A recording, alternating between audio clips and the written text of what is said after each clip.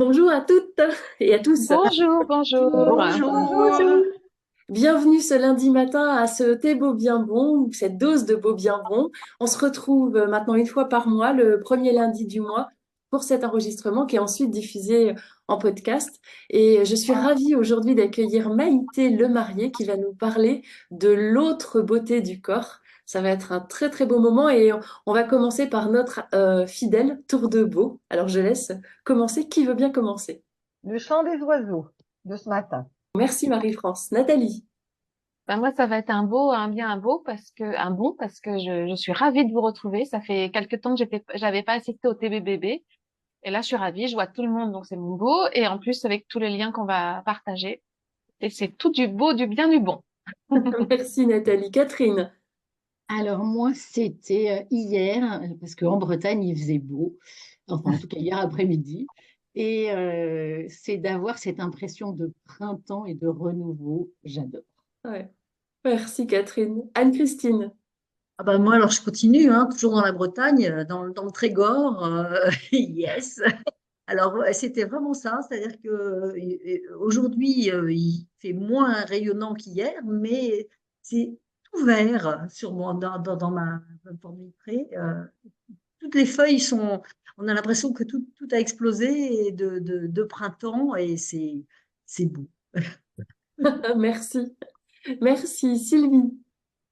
Bonjour à toutes, ravie moi aussi de vous retrouver après plusieurs mois d'absence.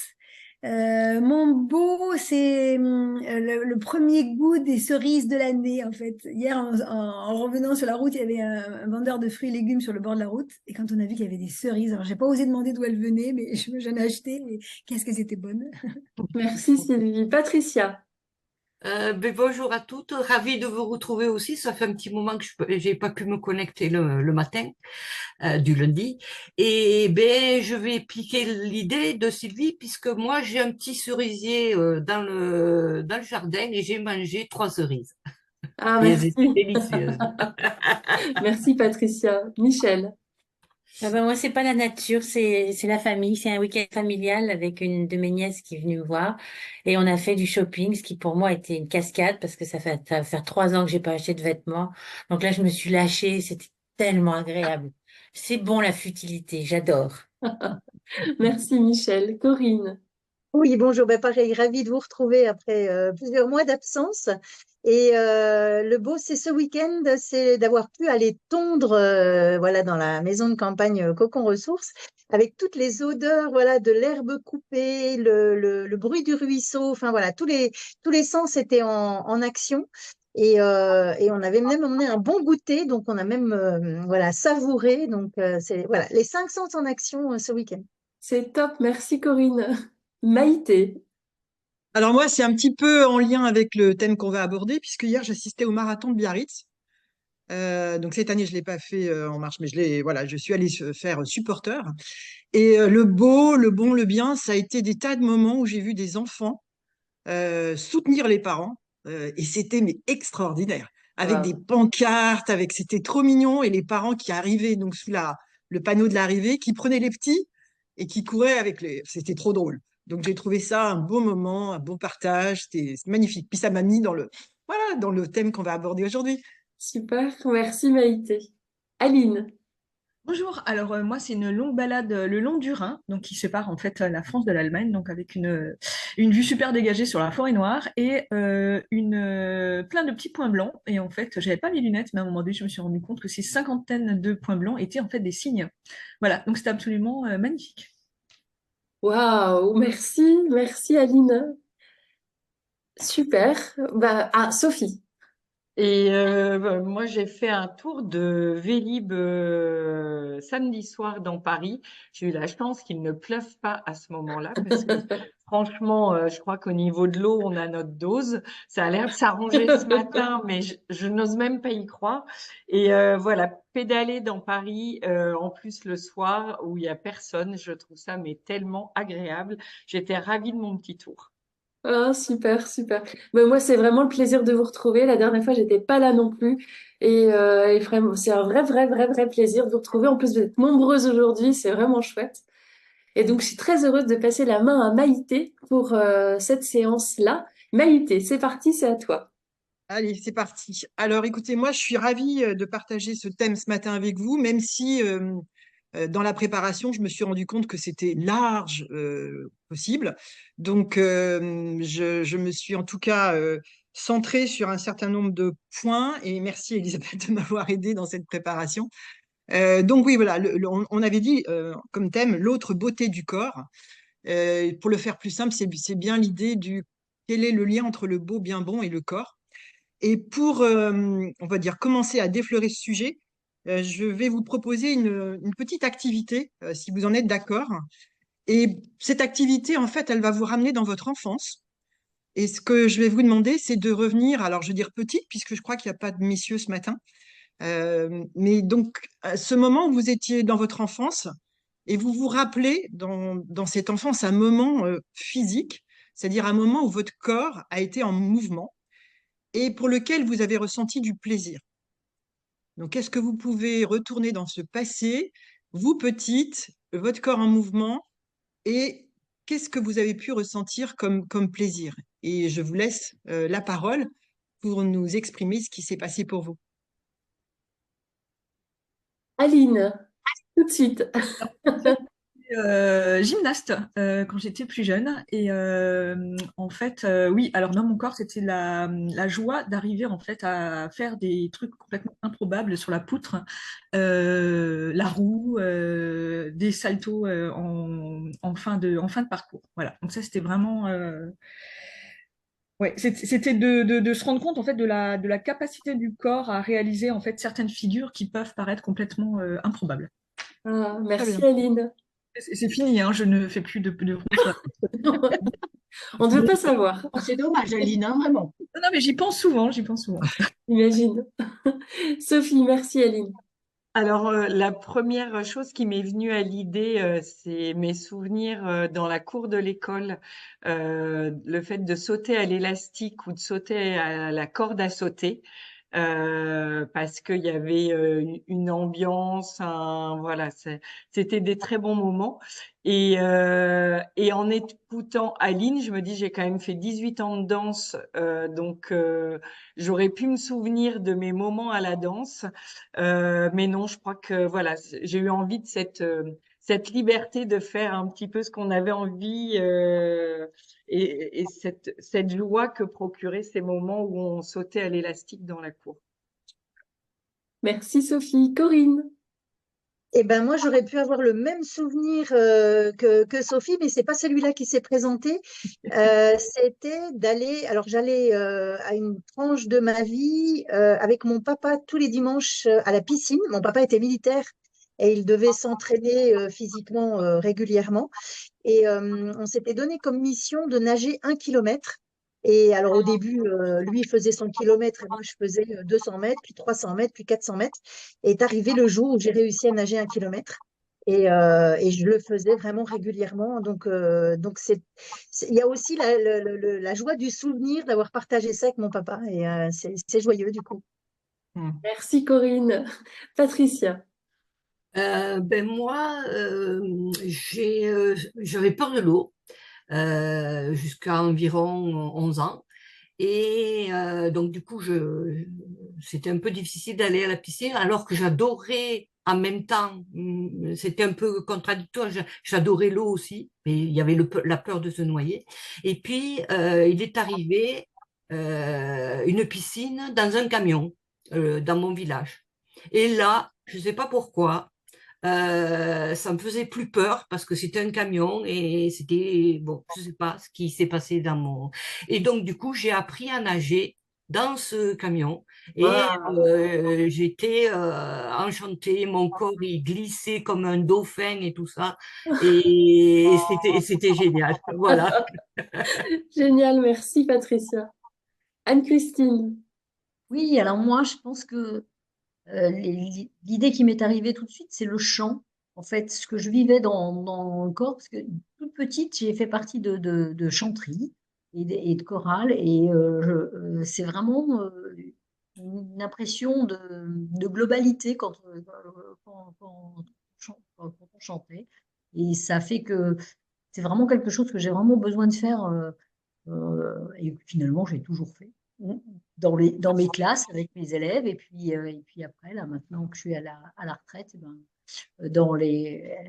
j'ai retrouvé une chorale dans la nouvelle entrée, dans ma nouvelle vie. Voilà. Et donc, c'est vraiment quelque chose qui passe vraiment par le corps. Mais dès Génial. l'enfant. Merci Anne-Christine. Catherine. Alors, moi, le premier souvenir qui m'est venu, c'était mes souvenirs de patin à roulettes. On dit patin à roulettes, hein, parce qu'on ne disait pas roller à l'époque, patin à roulettes. Et effectivement, et après, tout s'est bousculé dans ma tête. Je me souviens, d'ailleurs, j'adorerais savoir à quel moment j'ai arrêté. Bougeait dans tous les sens. Et tu sais, ce plaisir permanent que tu avais, et surtout ce sentiment où tu fais les choses non-stop, parce qu'en fait, moi, j'étais tout le temps en mouvement. Donc, je faisais des roulades. Je me souviens que je traversais le jardin en faisant des roulades comme ça. Et, je faisais du skate. Enfin, j'arrêtais pas. Et je me dis, mais à quel moment j'ai arrêté, en fait? Et quand on voit... Alors, pardon, je vais sortir le cœur, mais quoi que non, ça reste le corps. À la ménopause, quand tu vois les douleurs que tu as de partout, enfin, moi, c'est terrible, les douleurs articulaires que j'ai. Et je me dis, waouh, j'aimerais bien retourner à l'âge où je faisais des bonds dans tous les sens. Et j'éprouvais, tu sais, sans aucune fatigue, c'est juste génial. Super, merci Catherine. Oui, Nathalie. La prochaine fois qu'on se voit, Catherine, tu vas nous faire des roulades. Moi, je te le dis. On va On va faire t'imposer un ça concours de dans le roulades gazon. dans le jardin d'Elisabeth, ça va être génial. Avec Aline qui va nous faire des démonstrations de gymnaste. Ça va être super.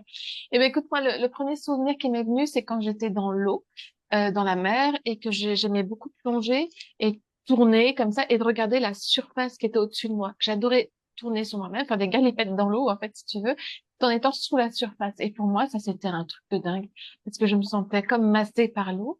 Et puis, je sais pas, de voir cet élément, le soleil au travers de la surface. C'est étonnant la vision qu'on a de la surface quand on est en dessous.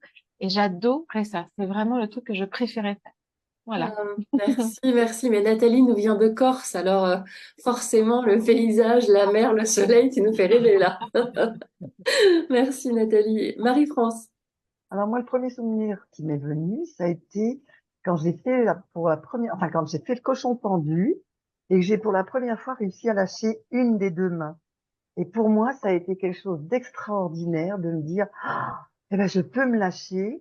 Et mon corps a tenu. Et ben, j'avais quand même les genoux qui étaient à la barre, mais une main à la barre, les deux genoux, et une autre qui était. Et c'est le premier. Je sais pas, je devais avoir 6-7 ans, donc j'étais vraiment petite. Voilà. Merci Marie-France. Sylvie. D'abord, merci à toutes parce que grâce à vos partages, ça fait réveiller plein de souvenirs. Et alors, j'ai adoré le souvenir de Nathalie. Attends, elle est passée sur l'écran, je la vois plus. Oui, c'est Nathalie, parce que j'avais exactement la même sensation et j'adorais faire ça. Mais c'est pas ça qui m'était venu quand tu as demandé, Maïté. Donc, je me revoyais, certainement aidée par une photo, faire du vélo dans la petite rue et aussi dans le garage. Et je tournais en boucle, et je tournais en boucle et je chantais à tue-tête. Je me revois comme ça. Donc, je pense que ça devait me donner un sentiment de liberté, quand je montais, que je descendais la rue, j'imagine un sentiment de puissance. Je ne sais plus exactement ce que je ressentais dans mon corps, mais voilà, c'est ces images-là qui me sont revenues et en tout cas associées au plaisir, forcément, quoi. Merci Sylvie. Sylvie. Alors, bonjour à toutes, parce que je ne vous ai pas vu, j'étais un peu en retard. J'ai fait mon thé et il a mis du temps à chauffer. Ensuite, premier souvenir, en fait, c'est mon premier souvenir de ski. Je devais commencer le ski à 4 ans, j'ai eu une jaunisse et ça, on a commencé donc 1 an plus tard, forcément. Et au moment de chausser les skis, mon père dit, ah, j'ai oublié quelque chose. Et il y a un ami de mon père qui dit, bah viens, je l'emmène là. Mais c'était la première fois que je mettais quand même les skis au pied. Donc je dis, bon, il était à 4 mètres de moi, je me dis, il n'y a qu'à glisser, ça a l'air simple. Et je glisse, et puis il me dit, puis tu te mets de côté, ça freine tout seul. Oui, ça a freiné, mais j'avais les fesses par terre. Et du coup, je me suis dit, ah, oups, ça faisait longtemps que je n'étais pas tombée. Et c'était assez magique parce que c'était frais, mais c'était beau. Et puis, je voyais tous ces flocons de neige qui scintillaient au soleil. Je me dis, c'est super, c'est magique. Mais ça a l'air simple, mais c'est pas si simple. Du coup, je me suis dit, mais quand même, je vais réessayer. Et je sais que j'étais transportée et que la première sensation qui m'est revenue quand je m'étais remise debout, c'était la vitesse. Je me dis, oh, mais on a l'impression de voler, c'est la vitesse. Il y a quelque chose qui va de plus en plus vite, forcément, hein, il y a une pente. Donc, ça a fini les fesses par terre. Mais c'était la vitesse, cette sensation, parce qu'à l'époque, on n'avait pas les casques. les cheveux au vent, enfin faire comme un avec la nature, quoi, quelque chose qui nous Hmm. caresse, le soleil, les flocons et tout. Et ça m'est resté, hein. J'adore encore la vitesse et en fait cette sensation de liberté, de faire corps avec la nature en fait. C'est ça, c'est le bruit du vent, le vent qui caresse les cheveux, mais là on a le casque, c'est un peu moins bien. Mais on sent quand même le vent et les éléments et ça c'est fantastique et ça reste quoi. Voilà. Merci Sylvie. Michel. Oui, mais moi j'ai cherché parce que finalement j'ai trouvé un souvenir, je m'en rappelais. C'était un souvenir de mon papa qui voyageait et qui rentrait le samedi et il avait des échantillons de, de bain moussant. Et il y a quelques années, enfin il y a 50 ans, 60 ans, le bain moussant c'était quand même quelque chose d'un peu nouveau. Donc ça s'appelait caméléon. C'était une petite dosette comme ça qui était verte et quand on la mettait dans l'eau, ça devenait bleu. Et alors mon père faisait mousser l'eau comme ça. Et c'était vraiment une espèce de joie de se dire, oh là là, mais on va toucher l'eau avec cette mousse. Enfin, c'était un instant un peu à nous deux. Et il me disait, ça y est, ton bar est prêt. Et moi, j'arrivais et je rentrais dans le caméléon. Et je me souviens de ce nom, là, qui est tout à fait revenu. C'était un souvenir assez spécial. Merci. À moi aussi, j'avais envie de partager avec vous parce que ça m'a rappelé les souvenirs de ma jeunesse. Je passais mon temps à la piscine quand j'étais jeune et l'été, je passais l'été vraiment l'après-midi, tous les après-midi avec mon frère à la piscine et je faisais de la danse aussi. Et puis après, j'ai eu la possibilité de faire de la natation synchronisée et ça a vraiment été un moment exceptionnel. Tout à l'heure, j'entendais parler de dauphins, j'avais l'impression d'être une sirène. Enfin, c'était incroyable et ça fait vraiment partie des beaux moments de ma jeunesse. Maïté. Alors, moi, c'est un moment, le premier qui m'est venu, c'était la danse, puisque j'ai fait 15 ans de danse. Mais en fait, le premier moment, c'est me revoir petite qui rentrait de l'école. En plus, je faisais du vélo pour rentrer de l'école. Et en fait, on habitait dans une maison entourée de champs. Donc, j'allais me balader dans le champ en toute liberté. Je faisais de la chorégraphie dans les herbes. En plus, j'étais avec mon chien. Bref, c'était cette sensation de liberté du corps. Et aussi, ce qui a été dit tout à l'heure, la sensation d'être en rapport avec l'environnement et d'être dans quelque chose où on exprime finalement, je faisais ça pendant 5-10 minutes, une demi-heure, et bah, la joie était là, le bonheur était là, c'était vraiment un moment de grâce, hein, quelque part. Et je me suis dit, ouais, ouais, ça m'a quand même beaucoup marqué de me dire, bah, le corps, il était fait pour être en liberté aussi, quoi. Ouais. Voilà. C'est beau Et, ça, le corps était fait pour être en liberté. C'est beau de dire ça. mm, mm. J'aime bien. Et en tout cas, dans tout ce qui est venu, je crois qu'on a entendu à peu près tout le monde. Ouais, ouais. C'est ça. Donc, ce que je me suis noté, parce que c'est bien, en tout cas, ce qui fait que ce sujet est passionnant, c'est que ce que vous avez évoqué, en fait, tourne autour d'émotions. En particulier, la joie est venue quasiment tout le temps. La joie, effectivement aussi, la notion, enfin, joie plus toutes les émotions qui vont avec, les sensations qui ont pu être évoquées par rapport au corps, que ce soit les sensations en interne ou les sensations liées, encore une fois, à l'environnement jusqu'à la notion de vitesse. C'était chouette, ça, d'avoir cette notion d'être dans un environnement et de prendre de la vitesse. Il y a aussi, je pense, dans les mots qui ont été sortis hyper fort, la notion d'enchantement. C'était enchantement, magie, enfin, voilà, c'est des mots très forts. Et puis, il y a bien sûr cette notion de liberté qui était sortie déjà à plusieurs reprises. Il y a eu aussi tous ces moments, j'ai envie de dire, drôles, légers, les roulades, hein, par exemple, la notion de plaisir hein, que vous avez pu évoquer aussi avec votre corps. Et puis, une notion aussi qui est apparue, qui est la notion de se dépasser. Si je prends les exercices sur la poutre hein, dès le départ, ou en tout cas de faire des choses, nager dans un camion, alors ça, franchement, ça devait être absolument génial. Et de faire du ski pour la première fois, enfin, je pense qu'il y a une notion de dépassement de soi avec le corps qui fait que ça, ce que vous évoquez aussi, je trouve, ça nous ramène aussi à nous-mêmes. Hein. Et peut-être un apprentissage aussi de l'estime de soi qui est là, hein, en veille, pour se dire, ben voilà, j'ai aussi fait ça et aussi la confiance en soi. J'ai fait ça, donc voilà. Et donc c'est la raison pour laquelle ce thème, pardon, de quelle beauté du corps, je trouve c'est ça nous renvoie à plein de dimensions que vous avez évoquées grâce à cet exercice. Merci Elisabeth de me l'avoir soufflé. Et de se dire que oui, il y a quand même un apprentissage du corps voilà, qui est là, et peut-être dans ce que vous avez évoqué, ben, je pense que la dimension physique, elle était là, hein, elle était vraiment importante, de se dire c'est peut-être cette incarnation de soi qui prend forme, on va dire, dès l'enfance. Et je crois que tout à l'heure, quelqu'un a évoqué le fait de dire aujourd'hui, je ne le ferai peut-être plus. Mais comment aujourd'hui, ce que vous avez évoqué, qui est tellement riche, comment on retrouve ces sensations de bonheur, de plaisir, de joie, de liberté, voilà, d'aller au-delà de ce qu'on sait faire avec le corps? Parce que ça, c'est en fait, c'est la question qui me vient. Ouais, c'est très bien. Comment vous retrouvez ces sensations-là? Ah, ou alors, où est-ce que vous retrouvez ces sensations-là? C'est peut-être pas au même endroit, c'est peut-être pas avec la même activité, mais quelles sont les activités qui vous permettent de retrouver ces sensations? Oui, Marie-France de Grenoble. Ben alors moi, c'est le vélo. Le vélo. C'est, ça fait tout. Ça fait le physique, le mental, la nature, la performance. Et à chaque fois que je reviens, là, j'ai fait, il y a 2 jours, un samedi, j'ai fait 2 heures et demie de vélo. Et quand je reviens, je peux dire que mon corps et mon esprit sont vraiment alignés. Ça, c'est vraiment important. Merci Marie-France. Oui, Corinne de Besançon.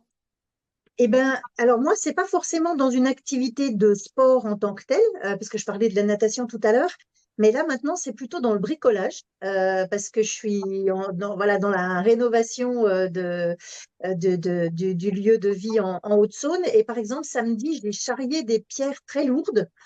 Donc la première pierre, je la trouvais particulièrement lourde. Puis finalement, plus on le fait, plus le corps s'habitue. Je pense que les endorphines doivent arriver à un certain moment.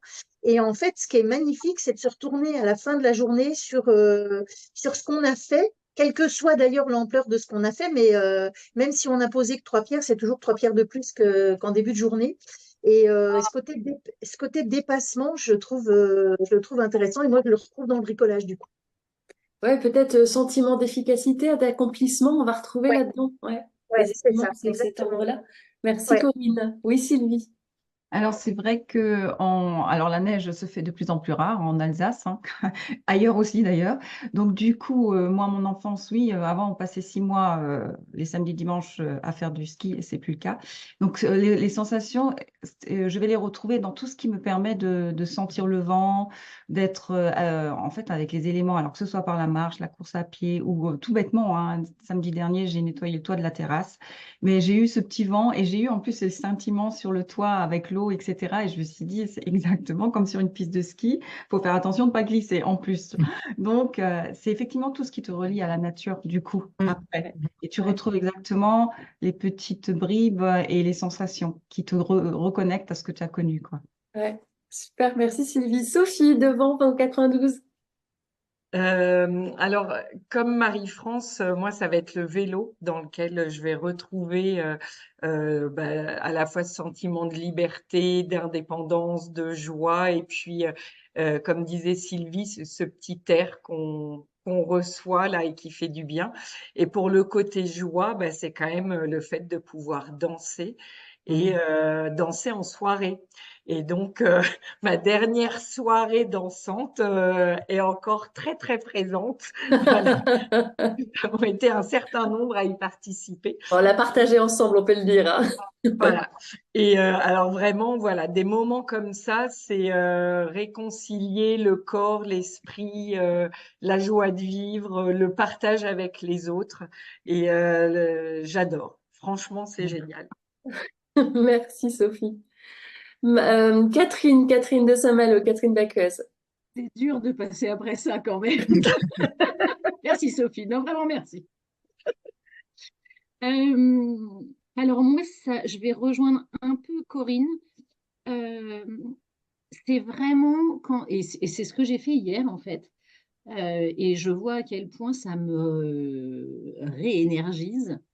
En plus d'atelier Lego, il faut le dire quand même. Bon, non mais faut expliquer. On a fait une formation en céphale, une formation Lego ensemble, et donc à un moment on s'est mis à danser en soirée, et voilà, c'est ce qui a énergisé beaucoup de monde, et même l'atelier Lego lui-même en fait. Et en fait, voilà, c'est surtout que ça nous a refilé. C'était d'ailleurs le but d'un des ateliers Lego, c'était de reprendre de l'énergie. Et c'est fou comme ça a bien fonctionné. Donc l'équipe encéphale et toutes les semaines, enfin 10 jours, on est à fond. Bref, pour en revenir au lien du corps, Oui, c'est vraiment ça, c'est ce sentiment de c'est pas facile. Tu transpires, tu soulèves des trucs, etc. C'est le fait de jardiner. Moi, j'ai un jardin qui est un peu en pente et qui est voilà, d'une bonne taille que j'entretiens toute seule. Donc, c'est le fait de, voilà, en plus, il faisait beau, comme j'ai dit, en Bretagne. Donc, tu sais, tu as toute la nature qui se réveille, tu as toutes les fleurs qui sortent, etc. Et c'est un peu la friche parce que, il pleut de temps en temps et donc ça pousse beaucoup. Et tu remets tout en état. Mais c'est dur physiquement parce qu'effectivement, bah, il y a des choses lourdes. Et tu as ce sentiment de te dépasser pour arriver là où tu veux avec une satisfaction à la fin. Mm. J'adore. Merci Catherine. Anne-Christine, alors en Bretagne. Ah oui, toujours en Bretagne, dans le Trégor, sur la côte de Granit Rose, où justement la musique et le chant fait vivre le corps et où je le retrouve en permanence. Alors là, on a fait un fest-noz organisé par l'école de Ploumanac.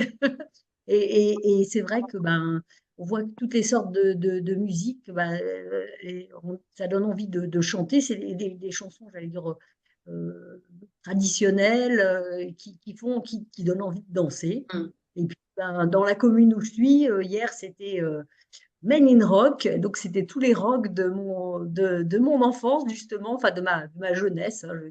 Et effectivement, ça donne aussi envie de chanter et de danser. Et vraiment, il y a cette sensation d'harmonie. En fait, quels que soient les types de musique, en fait, aussi. Et justement, avec la chorale laquelle j'ai laquelle j'ai pris parti, là, dernièrement, c'était des journées de musique ancienne où il y avait aussi des danses. En fait, donc, on voit vraiment que le corps est vraiment sollicité en permanence et qu'on ne peut pas faire autrement. Merci Anne-Christine. Patricia.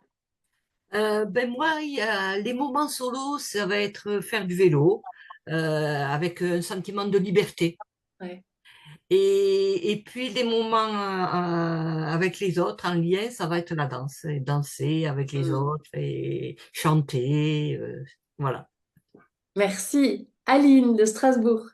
Alors moi, c'est pareil. Moi, je me dis, c'est quand même assez incroyable la mémoire du corps. Il suffit qu'on mette en fait une musique des années 80 pour que tout démarre. Et je me rends compte qu'en fait, on peut pas du coup rester assis, on peut pas rester impassible devant. Tu veux que tu sois obligée de bouger. Incroyable, comme on arrive à déployer, quelle énergie on arrive à déployer. Et sinon, pour en revenir effectivement enfin, comment dire, enfin, pour faire le rapport en fait avec, enfin, le lien avec la gymnastique, moi j'ai toujours ce besoin en fait de performance. Et c'est vrai que je marche beaucoup. Et hier j'ai marché, je pense avoir fait 6 km. Et quand je suis rentrée, que j'ai vérifié sur l'application, je n'en avais fait que 3.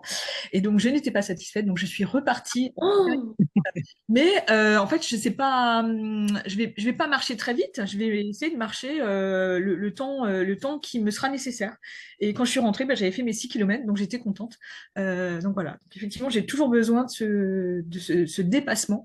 Et il y a aussi un phénomène qui a été assez fort, c'est lorsque j'ai vu toutes les photos sur les réseaux sociaux du marathon de Paris. Et du coup, il y a un truc voilà, ça me titille.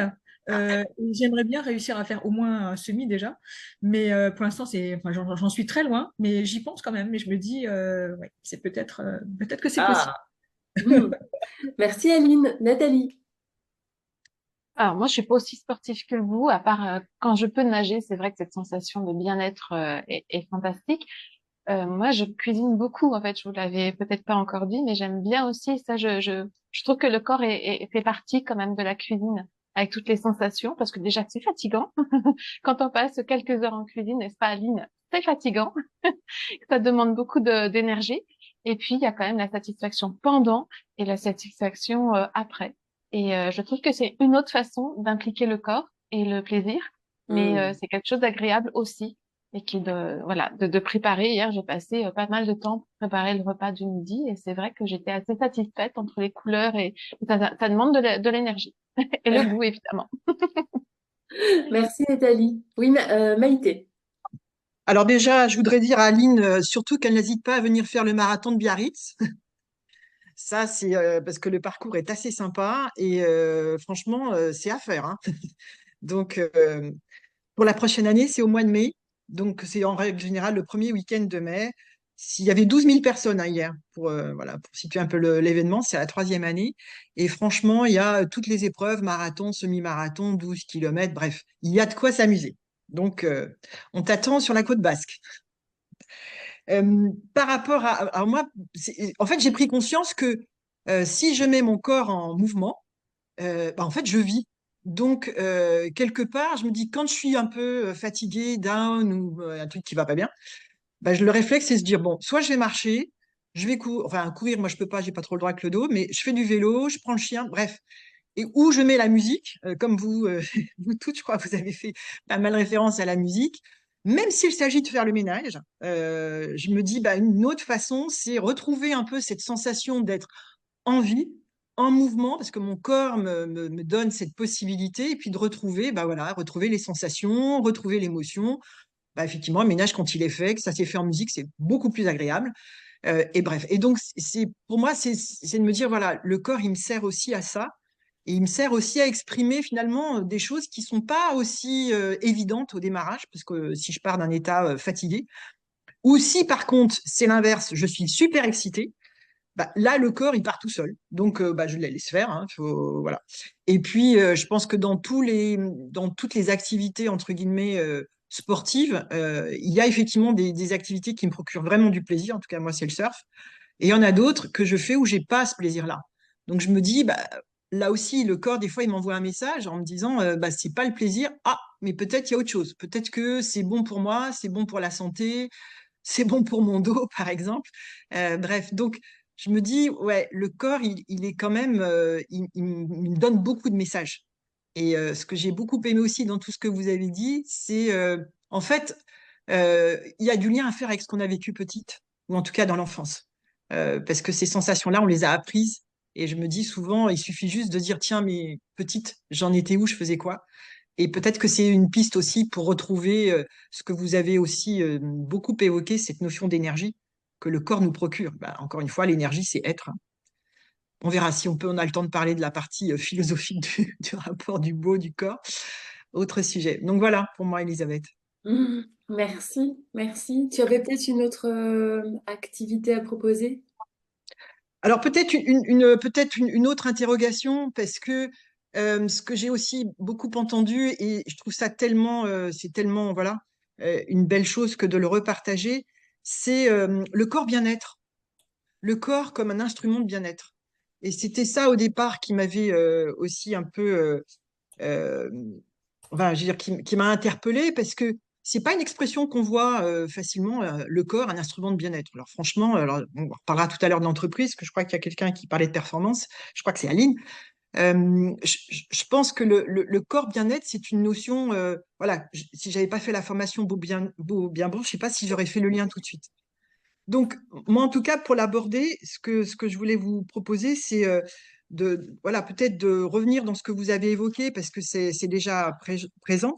Mais ce qui m'a donné, en tout cas, l'envie d'en parler, c'est la rencontre avec un chanteur lyrique, un contre-ténor, qui s'appelle Sébastien Fournier, et qui, effectivement, outre qu'il est artiste et musicien, fait aussi de la formation, et en disant, voilà, bah, et vous l'avez évoqué dans vos premiers souvenirs, la musique, ça fait du bien, le corps, pardon, le corps, ça lui fait du bien, bien sûr, et chanter, ça fait du bien. Je crois qu'il y a plusieurs chanteuses dans le groupe, donc c'est pour ça que j'en profite. Euh, et en fait, il a abordé ça en se disant, ben, voilà, lui, ce qui fait sa vie d'artiste, de le partager avec des personnes qui ne sont pas dans cette dimension-là, dans cette pratique. Et peut-être qu'autour de vous, il y a des personnes qui disent, ben, je chante faux, je sais, voilà. Enfin, non, on chante pas faux. C'est juste de pouvoir s'entraîner, de pouvoir avoir peut-être aussi une approche, un accompagnement qui fait qu'on trouve comment utiliser sa voix. Et donc, il a bâti une formation qui est basée sur ça, qui est utiliser le corps comme un instrument de communication, parce que du coup, chanter, vous l'avez dit, ça nous met en lien avec les autres, ça nous met en rapport avec l'environnement aussi dans lequel on est, et ça nous met aussi sur une dynamique de bien-être, parce qu'on est en relation avec soi aussi. Parce que quand on a chanté, eh bien, à la fin, quand on est en chorale, hein, à la fin, on se dit ah, ça y est, on l'a quand même sorti, puis on est heureux, on l'a partagé, il y a eu des sourires, il y a eu, même s'il y a eu des dérapages, on est trop content. Et donc, ça nous met dans un environnement qui est beaucoup plus grand. Et en fait, partant de là, il a bâti effectivement toute une pédagogie basée sur le mouvement, puisque du coup, instrument de bien-être, eh bien, c'est se mettre en mouvement, c'est aussi passer par la respiration. Alors, vous n'avez peut-être pas évoqué ce point-là, mais en fait, avant d'arriver au mouvement et à l'énergie, ben, on respire. Et donc, retrouver la qualité de respiration, c'est aussi redonner une forme de bien-être au corps, à tout le corps. Et aussi, justement, ça régénère de la sensation et de l'émotion dans son corps. On peut aussi faire le lien avec tout ce qui est pleine présence, et pleine conscience, pardon. Et donc, retrouver, euh, au-delà de la respiration, quand les paroles sortent, cette notion de résonance et de voir l'effet produit de sa voix. Donc tout ça aussi, ça m'a interpellée quand j'ai préparé le sujet en me disant, bah oui, le corps est un véritable instrument de bien-être. Et vous l'avez dit, vous l'avez exprimé dans vos exemples, je trouve ça merveilleux. Et c'est vrai qu'on oublie peut-être un peu cette notion de bien-être, de bien-aller que le corps nous procure. Donc je ne peux pas résister à faire le lien avec ce pourquoi j'avais proposé cette thématique au départ, qui est basée sur effectivement le rapport du corps quand on est en entreprise. Et mon interrogation était de me dire, après des années passées, donc 40 ans en gros, à travailler dans différents métiers, et particulièrement des métiers qui étaient en mouvement, me trouvant aussi en tant que manager avec des équipes sur ces notions de performance, justement, et d'objectifs à atteindre, et de, voilà, et de comment contribuer à une stratégie et autre. Je me suis fait la réflexion, en quittant d'ailleurs le monde de l'entreprise, que le corps, on n'en parlait pas, que le corps, on n'en faisait jamais référence. Alors on parle encore une fois d'objectifs, de compétences, de talents, mais on parle pas du corps. Et donc c'est ça qui a déterminé l'idée de ce thème, c'était de se dire, en fait, bah, le corps, quand il n'est pas, on va dire, euh, comment je veux dire, reconnu, en tout cas quand il n'est pas pris en compte, en fait, il nous envoie des messages. Et les messages qu'on entend aujourd'hui, je ne sais pas pour celles qui sont dans l'entreprise aujourd'hui, mais en tout cas, ce corps, il est en souffrance. Il manque de respiration, il manque de repos, il manque de bouger. Voilà, les heures qu'on a passées devant les écrans pendant le Covid, hein. Il manque de s'exprimer, il manque de tout ce que vous avez dit, la joie de vivre, le bonheur, enfin, tout ça, on ne l'a pas. Et donc, du coup, c'était ça qui a fait que je voulais parler de cette autre dimension du rapport du beau avec le corps, c'est que voilà, on en a aussi besoin pour atteindre la performance. Et pour atteindre la performance, on peut aussi l'atteindre avec le plaisir que le corps peut nous donner au travers des sensations qu'on peut ressentir. Donc vous l'avez évoqué, j'ai entendu ce mot de performance tout à l'heure, même si c'est avec cette notion d'aller se dépasser. Mais en tout cas, voilà, c'est une thématique que je trouve aujourd'hui hyper forte et présente, puisque beaucoup de personnes souffrent de cette douleur, de ce manque de respiration et de ce corps qui, à un moment donné, dit bah, stop, quoi. Je peux plus respirer, je peux plus faire, je peux plus donner de l'énergie et je peux plus procurer ce plaisir.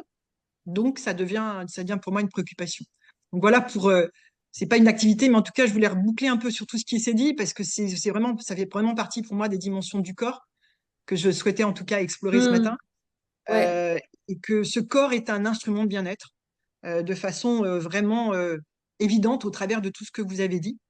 Alors peut-être que je pourrais lancer voilà cette question autour de est-ce que pour vous euh, le lien et ce lien entre corps et performance est quelque chose que vous faites aujourd'hui? Est-ce que c'est quelque chose que vous avez vécu? Est-ce que c'est quelque chose on va dire, qui vous pose question? Bah, voilà, quel est le lien que vous faites entre performance et corps? Merci. Oui, Sylvie. Alors, moi, je peux le faire directement puisque je suis dans les arts martiaux. Et c'est vrai que j'ai lancé une idée, je fais des arts martiaux intergénérationnels. C'est-à-dire que je me suis amusée je me suis dit, à un moment donné, on a tous à apprendre de l'autre. Et je fais le cours enfant, le cours ado et le cours adulte. Et je fais à chaque fois une plage mixte entre les deux. C'est-à-dire qu'ils ont 30 minutes chaque fois avec le groupe d'après. Et ça a été très, très bien pris parce que chacun bouge d'une autre manière. Et du coup, ça ramène beaucoup de fraîcheur. Et les gens font autre chose quand ils travaillent avec un enfant ou un ado. Et vice-versa, les petits veulent toujours travailler avec les grands parce que c'est des ceintures avancées, parce que c'est de la ceinture noire, parce qu'ils ont d'autres couleurs. Et donc, il y a un échange hyper intéressant qui est très porteur et surtout qui montre qu'il n'y a pas de barrière. Et en fait, les petits et ceux qui sont un peu plus âgés, ils ont le même levier de performance qui est la respiration, justement. Et dès qu'on décoince la respiration, parce que je leur dis, vous êtes en apnée là, ça ne peut pas marcher. Et surtout, on le voit au bout d'un moment, bah, vous tenez 10 minutes quoi, en apnée quand vous respirez pas correctement. Donc, du coup, ouvrir ces cours comme ça, tout le monde y expliquer la respiration. Et la respiration, elle intervient à chaque niveau, en fait. À chaque fois qu'on reprépare une ceinture, qu'on reprépare des danes, on reparle de la respiration qui est mal placée, qui fait qu'on est étouffé et qui fait que le mouvement n'aboutit pas, en fait. Il est coincé et ça se voit. Et donc, il porte pas, il rayonne pas, il va pas, il s'arrête dans un périmètre très, très petit, alors qu'autrement, il est propulsé et il peut envahir l'espace, quoi. Et c'est vraiment, et ça, je le vois dans les arts martiaux, mais je le vois aussi au niveau du travail. J'ai dit, arrêtons de parler QVT sans arrêt. Plus on en parle, moins on l'a fait parce qu'on n'est pas du tout en action dans la QVT. Alors, des fois, je fais des formations et je me dis, bon, on va se lever, on va respirer un grand coup. Et souvent, je remets de la respiration tout simple, en fait. Et dès qu'on a respiré ou qu'on a un peu actionné les pieds qui font remonter la circulation du sang, qui aère le cerveau, ça change tout, en Ça fait. va Ça change mieux. tout. Ouais, clairement. Merci. Donc, c'est vérifié chaque fois. Merci Sylvie. Sylvie aussi. Sylvie Vélo. Oui. Alors, tout à l'heure, quand tu as parlé de performance et de corps, forcément, je vais l'associer plutôt à du sport. Bon, dans la famille, il y en a des sportifs, il y en a une qui fait du triathlon et tout. Donc, forcément, elle est sans arrêt dans le dépassement de soi, dans la recherche d'objectifs. Donc, voilà. Mais si je pense au travail, puisque c'était aussi la question que tu posais, je vais plutôt l'associer à cette notion d'outil de performance, outil de bien-être. C'est-à-dire que si j'ai bien dormi, si mon corps est en forme, alors je pourrais mieux faire mon travail. Moi, je suis dans un travail de représentation parce que je suis dans le développement commercial. Donc, en effet, pour pouvoir donner le meilleur de moi-même et pouvoir donner le change, voilà, j'ai besoin que mon corps soit en forme, quoi. Et ça me fait penser à cette fameuse phrase de Rousseau, plus le corps est faible, plus il commande, plus il est fort, mieux il obéit. Et voilà, je pense que c'est là qu'on peut se dire que performance va avec bien-être du corps. Si on est dans un corps qui va bien, il y a des chances qu'on puisse aller mieux pour le reste, quoi. Enfin, donner le mieux pour le reste. Merci Sylvie. Anne-Christine de Bretagne. Oui, alors c'est vrai que cette question de respiration, moi, c'est quelque chose que j'ai vraiment expérimenté dans les ateliers philo. On voit vraiment que les enfants prennent conscience, en fait, parce que jusque-là, ils faisaient jamais attention, les enseignants non plus d'ailleurs. Et effectivement, c'est quelque chose au niveau de la pratique de l'attention qu'ils apprécient énormément. Et effectivement aussi dans l'accueil des émotions. Et effectivement, quand il y a des émotions fortes qui arrivent, le fait de pouvoir se recentrer sur la respiration, ça fait vraiment avancer les choses. Et ce que tu lances là, Maïté, c'est énorme. Parce que moi, ça a résonné sur beaucoup de choses, notamment, je vois, au niveau du travail, puisque c'était le boulot de mon mari, hein, tout ce qui était prévention des risques au travail et à travers le corps, on voyait bien les troubles musculo-squelettiques, la façon dont le corps est négligé parce que justement il faut rentabiliser, la façon dont dans les supermarchés les gens doivent mettre des bocaux beaucoup trop haut. Enfin bon, les accidents qui arrivent aussi parce que le corps n'est pas Ouais. mis en avant. Donc ça, c'est, je vais dire, une très très vaste question. Et Et là, je pense qu'on fera d'ailleurs une séance sur le corps oublié et le corps à réveiller. Et ce sera, à mon sens, l'objet d'une autre séance. Là, on peut rester sur la notion de performance, qui est déjà assez vaste. Ouais. voilà. Et donc, je vais passer la main à Evelyne parce qu'elle elle a pas eu le temps de poser dans les ateliers philo. On passe, c'est chacun son tour. J'aurais pas mal d'autres trucs à dire, mais bon. Merci Anne-Christine. Oui, Evelyne. Oui, moi je voulais un petit peu nuancer ce qu'a dit Maïté tout à l'heure entre corps et performance et on ne parlait pas du corps en entreprise. Infirmière, coordinatrice santé-sécurité, chef de projet handicap, qualité de vie au travail. Je peux vous dire que le corps en entreprise, j'en ai parlé pendant plus de 40 ans. C'est pas qu'on n'en parle pas, c'est le management qui ne parle pas du corps en entreprise. C'est la grande différence. Les autres en parlent, en tout cas ceux qui s'en occupent en parlent. Ça, c'est une chose. La deuxième chose, c'était que j'ai vu quand même parmi mes collaborateurs des gens qui travaillaient à la chaîne, des ouvriers sur chaîne de montage, sur presse, qui évidemment avaient un corps fatigué, évidemment avaient un corps usé après des années d'entreprise et de travail ouvrier. Mais j'ai vu aussi des gens même fatigués qui étaient quand même satisfaits de sortir un bon produit en fin de chaîne. Donc, cette nuance-là, elle est importante parce que du coup, ils ont plus conscience que leur corps est fatigué et qu'il faudrait ralentir. Et la grande question d'entreprise, alors je vais passer effectivement les TMS, les machins, enfin tout ce qu'on rencontre, mais la grande question d'entreprise, c'est qu'on a tendance à confondre rythme et performance. C'est-à-dire qu'on pense que pour être performant, faut aller vite, faut avoir un certain rythme, faut sortir un certain nombre de produits à la fin de la journée ou à la fin du mois, etc., etc. Bref, faut faire du pognon, comme vous le savez. Et le rythme et la performance n'ont strictement rien à voir. On peut très bien adopter un rythme plus lent, plus approprié au corps et être hyper performant. Et je pense qu'on l'est davantage d'ailleurs, en tout cas sur la durée. Donc, tout est ramené au ROI, hein, le retour sur investissement à moins de 6 mois qu'on leur demande aujourd'hui, ce qui est juste impossible. Donc voilà, il y a des confusions.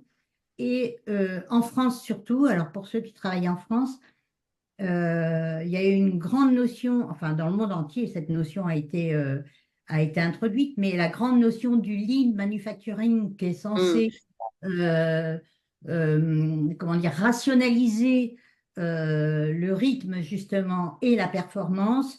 Le lean manufacturing occidental n'a rien à voir avec la méthode Toyota. Et il a été largement dévoyé. Moi, je l'ai vu de mes yeux vus. Il a fallu que je corrige les choses. Et évidemment, ça a été une façon de plus de me faire mal voir, mais peu importe. Ce lean manufacturing, je pense, en Occident, a fait énormément de mal à l'entreprise. Et sous couvert de vouloir rationaliser les rythmes, rationaliser les espaces pour être plus performant, on a généré des catastrophes dans le monde du travail.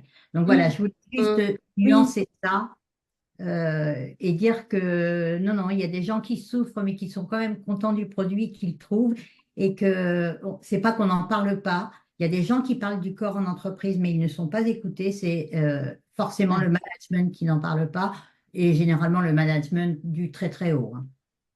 Oui, je pense qu'effectivement, vous vous rassemblez sur l'idée que le corps n'est pas toujours pris en compte par le management. Juste pour préciser, le lean management, Lean, c'était une sorte de management vraiment appuyé sur la rationalisation, le fait de découper et de donner un certain temps pour telle tâche et donc d'automatiser certaines choses. Oui.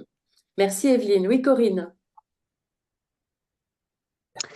Eh ben, alors le monde de l'entreprise, moi je vais revenir à la petite entreprise, la toute petite entreprise, celle où on est son propre bourreau parfois. Et du coup, je vais parler de mon entreprise parce qu'il n'y a pas toujours besoin d'un patron pour nous donner des cadences et pour nous donner aussi besoin d'aller chercher de la performance. Et donc, ça a vraiment fait écho, Maïté. Merci en tout cas d'avoir mis en parallèle corps et performance. Ce qui m'est venu, c'est notamment alors télétravail, mais surtout travail en distanciel, qui fait que de plus en plus, on peut se retrouver de longues heures derrière un écran. Et moi, j'ai compris récemment la nécessité de m'imposer des pauses, ce que je ne faisais pas forcément. J'avais tendance à enchaîner. Et maintenant, j'essaye de mettre des 20 à 30 minutes de pause où j'ai la chance d'avoir mon chéri qui lui est retraité et qui m'accompagne et on part marcher. Et on part vraiment faire un tour de quartier. Il n'y a pas besoin d'aller faire d'abonnement en salle de sport ou je sais pas quoi, mais juste aller faire un tour de quartier. au passage s'émerveiller des petites fleurs qui poussent dans les jardins des voisins, enfin ce genre de choses. Et quand je reviens 20 minutes après, je suis vraiment de nouveau disponible et je suis allée m'aérer, je suis allée respirer effectivement dans cette pratique de marché. Donc, c'est pas toujours la grosse affaire, mais en tout cas, c'est aussi être vigilant des fois à ce qu'on s'impose à soi-même. Donc voilà, je ne suis pas dans le lean management avec moi-même, mais des fois, je m'impose quand même des choses pas toujours très cool. Et donc voilà, revenir à soi, y compris dans la bienveillance, dans l'auto-bienveillance. Voilà ce que je voulais dire.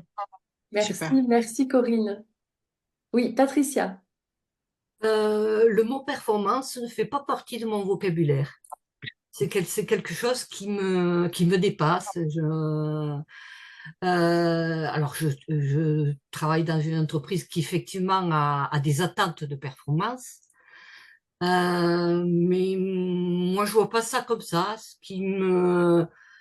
qui m'importe, c'est effectivement que je me sente bien, aussi bien psychologiquement que dans mon corps.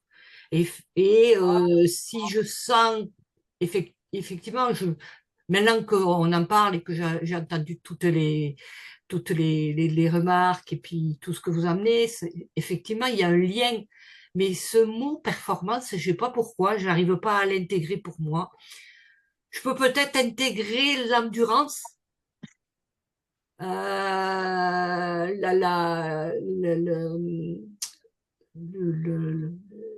être déterminé, la détermination, des choses comme ça. Mais performance, oui, c'est pas moi. Merci Patricia. Merci. Marie-France. Oui, alors tout ce qui a été dit a réveillé de grandes douleurs. Parce que c'est vrai que moi, j'ai quitté l'entreprise, je suis à la retraite depuis pas mal de temps maintenant. Et c'est vrai que j'ai connu le lean manufacturing parce que j'ai fait du management sur ce type de ligne. Et je confirme que ce n'est absolument pas un bon système, ni pour le corps, ni pour le mental, du reste, hein, parce qu'on parle du corps, mais faut vraiment parler du mental, parce que la rationalisation des tâches présente quand même relativement peu d'intérêt. Enfin bref, je pense que moi, la performance, je suis comme Patricia qui vient de le dire là, c'est plus un mot que j'ai en tête.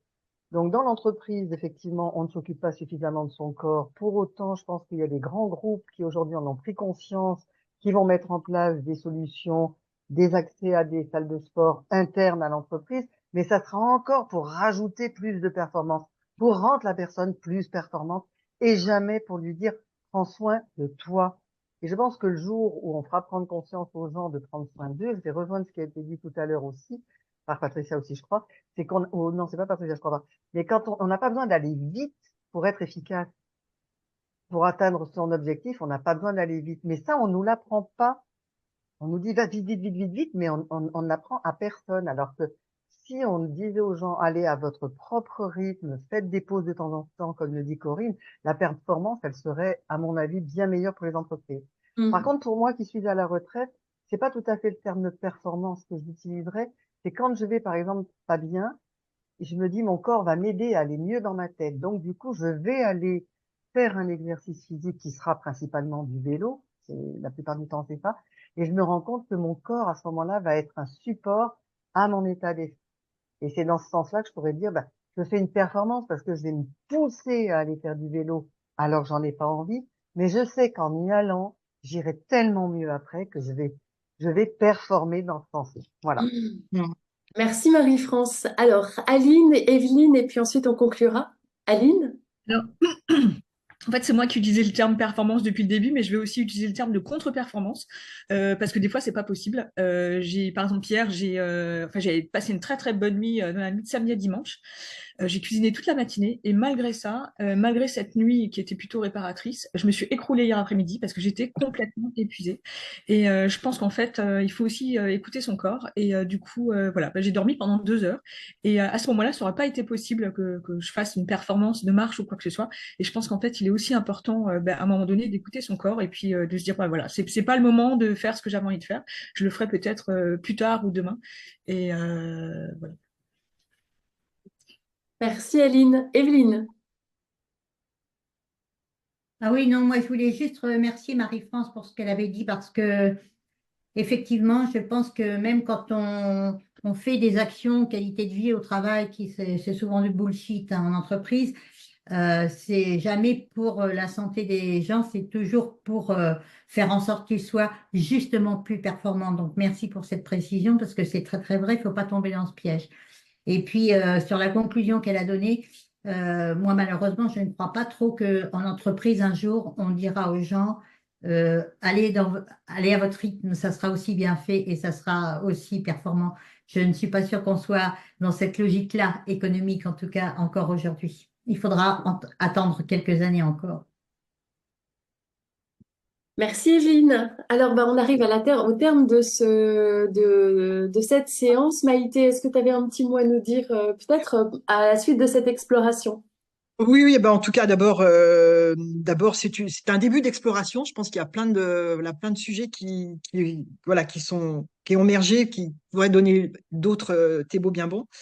En tout cas, moi, d'abord, un énorme merci parce que je pense que ça permet quand même de faire du lien entre ce qui était un peu le propos de notre corps, en tout cas que ce soit cette dimension apprise, on va dire petite et dans son enfance et la dimension que ce corps prend aujourd'hui.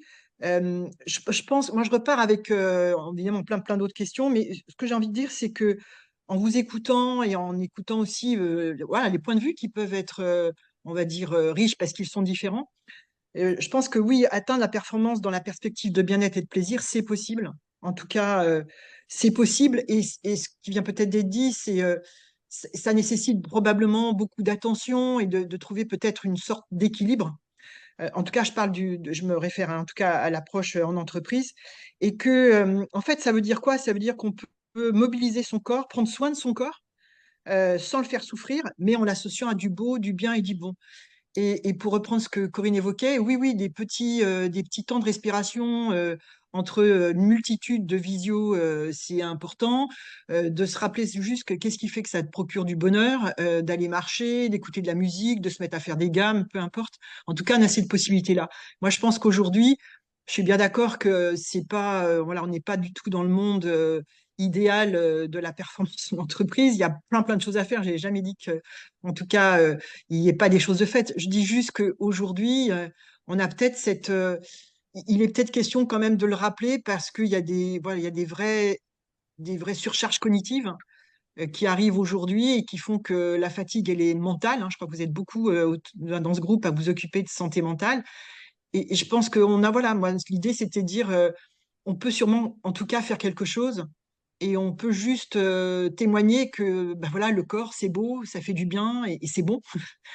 Et de ne pas hésiter à le partager avec ceux et celles qui sont en entreprise aujourd'hui ou qui sont aussi dans leur propre entreprise.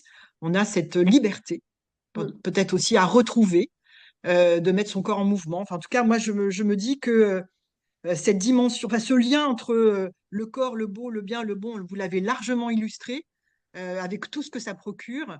Oui, c'est pas, voilà, c'est un vrai sujet en mouvement. Il est question de continuer à en parler, je pense, et à aborder peut-être toutes les autres dimensions qu'on n'a pas eu le temps d'évoquer. J'avais à cœur de faire un petit clin d'œil aux personnes qui animent des ateliers de philosophie, parce que j'ai trouvé beaucoup de choses aussi dans la philosophie, mais ce sera un prochain Thébo Oui, oui, Bienbon, oui, pourquoi pas. on fera un autre sujet parce qu'il Voilà, était question de l'aborder, mais ce sera l'occasion de notre sujet. Il y en a plein à traiter, c'est voilà, chouette. voilà. Bon, alors en tout cas, merci. Merci à toutes et merci de tout ce que vous avez pu partager. Merci, merci. Et alors, bah oui, Voilà. ce corps oublié, parfois non conscientisé, gommé par le rythme du travail, peut-être le rythme de la performance imposée, mais qu'on a aussi le droit de refuser. Eh bien, ce corps peut aussi être un corps plaisir, un corps source de bien-être, à la fois instrument, mais aussi peut-être vecteur, créateur de notre bien-être. Il exprime le beau, les émotions positives qu'on peut garder en souvenir parfois qui viennent de loin, mais qui sont encore présents. On peut aussi être dans le bien avec ce corps, à la fois dans la respiration, mais aussi la pleine présence à ce corps quand il est en mouvement. Et c'est aussi un corps source de bon dans la mesure où il nous rassemble et il nous relie aux autres. C'est ce que j'ai noté. Dans les mots qui ont vraiment marqué ce Thébo bien beau, il y avait le mot liberté. Le mot liberté, le mot énergie que nous procure le corps. Si je mets mon corps en mouvement, je vis. c'est retrouver la sensation d'être en vie grâce à ce corps. Alors, on va terminer ce thé beau bien bon par un tour de bon, comme on a l'habitude de faire. Et Nathalie, tu voulais... non, non, non, pas Nathalie. Ok. Alors, je vous laisse. Merci, merci Maïté. On a l'habitude de faire ce tour de bon en disant je repars avec quoi. Et puis, on va accentuer le tour de bon en remerciant aussi Maïté et peut-être en lui offrant ce avec quoi on repart de ce thé beau bien bon. C'est à vous, Catherine. Énergie, merci Maïté. Corinne. Alors moi, c'est effervescence. Merci Maïté, et aussi quand même un clin d'œil pour tous les gens qui ont un corps souffrant et pour qui le corps n'est pas toujours synonyme de liberté. Merci. Marie-France. Et moi, je partirais en disant il faut prendre soin de son corps, c'est indispensable. Merci Sylvie.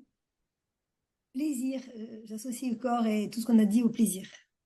Merci Sophie Schlumberger. Moi, je dirais joie du mouvement, et je vais partir marcher pendant une demi-heure pour appliquer tout de suite ce qu'on s'est dit. Mais quelle bonne Merci idée. beaucoup. Merci beaucoup, Maïté. Merci Aline. Alors, merci Maïté pour le sujet. Et puis, beaucoup de gratitude pour cette matinée. Et puis, le mot clé, c'est respiration. Merci, merci Aline. Anne-Christine. Oui, moi, c'était gratitude et puis émerveillement.